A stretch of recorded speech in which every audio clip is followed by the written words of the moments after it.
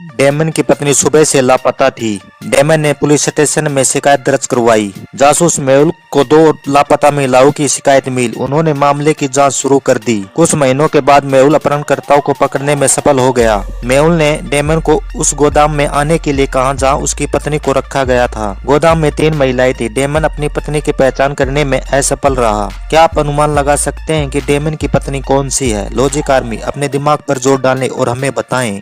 ABC comment में जरूर बताएं। आपके पास सिर्फ 5 सेकंड का समय है।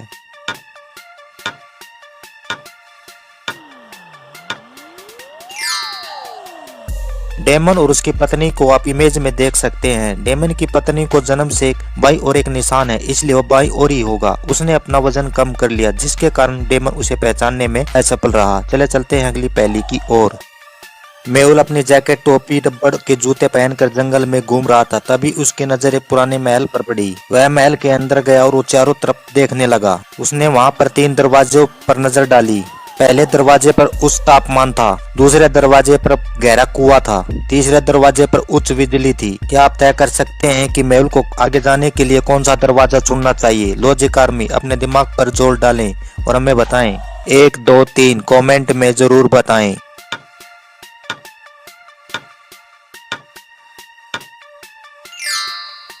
मेहुल ने रबड़ के जूते पहने थे, जो उस बिजली की से बचा सकता था। वह दरवाजा 3 का चयन करेगा। चले चलते हैं अगली पहेली की ओर।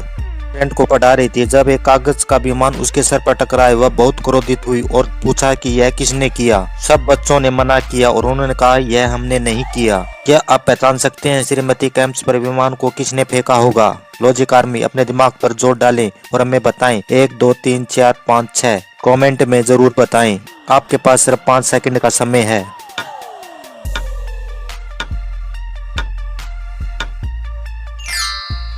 पेपर प्लेन का रंग चौथे बच्चे की किताब के रंग से मेल खाता है। उसने ही विमान फेंक दिया। चले चलते हैं अगली पहेली की ओर।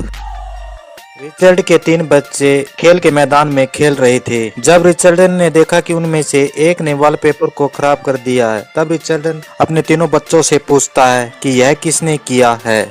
लॉजिक आर्मी अपने दिमाग पर जोर डालें और हमें बताएं। A, B या C कमेंट में जरूर बताएं।